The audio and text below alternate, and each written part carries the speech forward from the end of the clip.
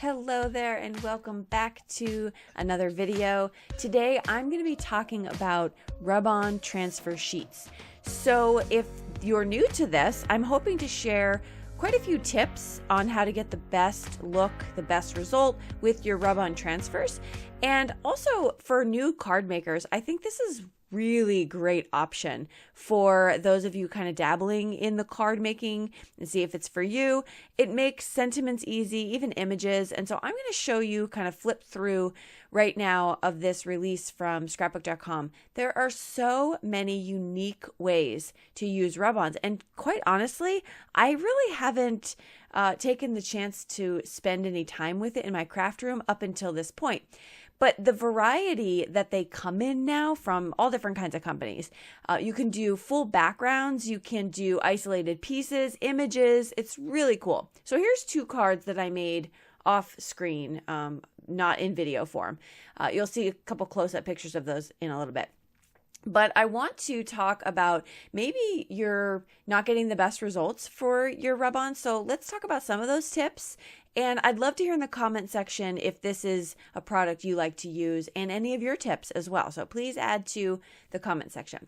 So the first thing I'm going to do is I'm going to pull out the gazillion backgrounds that I have that I've used, made smushing backgrounds and pretty watercolors, and they've been sitting there. So I'm going to use those in combination with my rub-ons. And the first one I'm going to use is from the set All That Glitters. And what's really cool about this, which I've never really seen such a big portion of a rub-on before, it's usually text or like smaller images, but this is really cool. I used both the popsicle stick and my bone folder to put this on. So you just want to apply a lot of pressure, but here's the tip. Use something with a little bit of give underneath it. So I have my sponge from that sponge mat from my Misty. You want a little bit of give because it helps push the rub-on transfer into your cardstock. So if it's a really hard surface, sometimes it's not going to be as easy to press it on. I hope that makes sense, but this is one of those things I had to try, do trial and error with. But I found that was really, really helpful to have maybe even a silicone mat, something with a tiny bit of give to help you rub that on. So what's cool about this All That Glitter set is you get the flat piece, one color, and then you have the glitter that corresponds with it. So you'll see that in a second. And I thought that really coordinated nicely with the background that I had made months ago. And so I pull that off, and I'm going to make a really clean and simple, easy card here. I'm loving this. I just need a sentiment. This is probably one of my favorite go-tos for the congrats. The font is just gorgeous. That's a graduation set. And so I'm going to stamp that out in some VersaFine Claire Nocturne ink, but I'm going to stamp it twice because I am going over the rub-on. So if you didn't know, you can stamp over them. I wasn't super confident though that it wouldn't smudge. So what I'm going to do is pour some clear embossing powder. That's another tip to share. Some clear embossing powder over it and heat set it, and it's not going anywhere. And now I have a shiny, beautiful sentiment. It didn't bother the rub-on at all. The heat, no issue. I'm just going to finish this card off very simply. I'm going to cut it down from an A2 size down to a 4" by 5 1/4. And then I'm going to put some foam tape on the back because it was a watercolor piece. I have a little bit of warping. And so this is a great tip to flatten out your cardstock, is use double-sided adhesive or double-sided foam adhesive, and that works like a charm.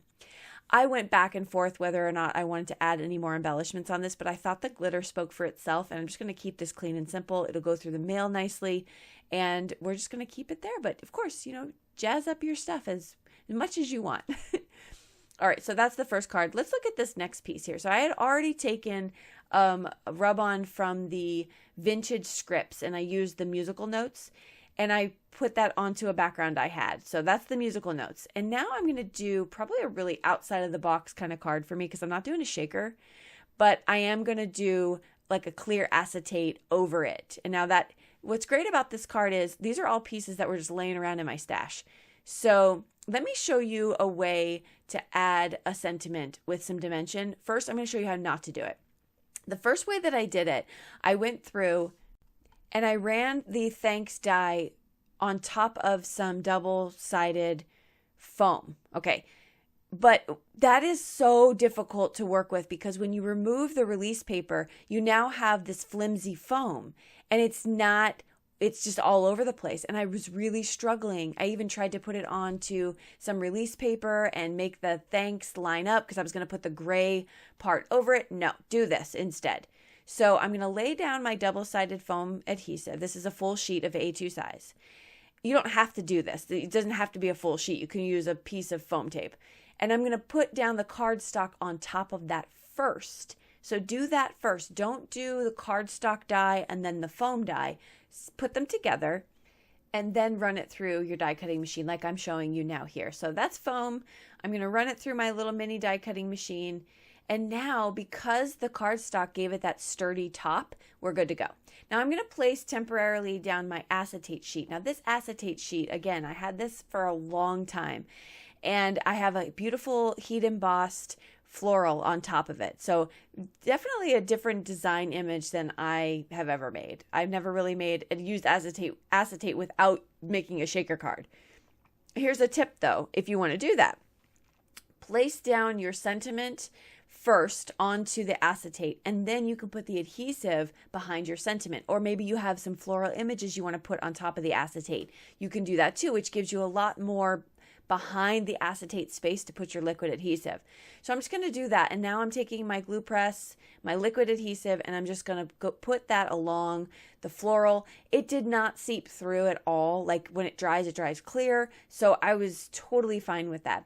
And now I'm just going to line this up again. Because my acetate was cut to an A2 size, it matched up pretty perfectly, but I am going to put something really heavy on it to hold it down. I decided not to add anything else to this card as well. I'll show you some close-ups of that, so you can check those out here.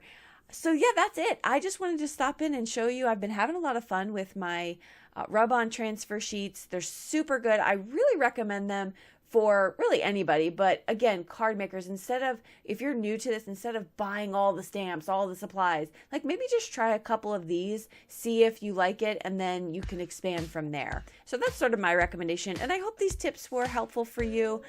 If you like this video, by all means, hit that thumbs up button and subscribe. Hang out with me on a more semi-permanent basis. We'd love to have you here. I listed all the supplies I use in the video down in the description box, so you can check those out, have a closer look, as well as my gallery where I have all of my card photos, so you can see close-ups and you can see supplies that I use for each of the cards. All right, I will see you all in the comments down below and in the next video. Bye-bye.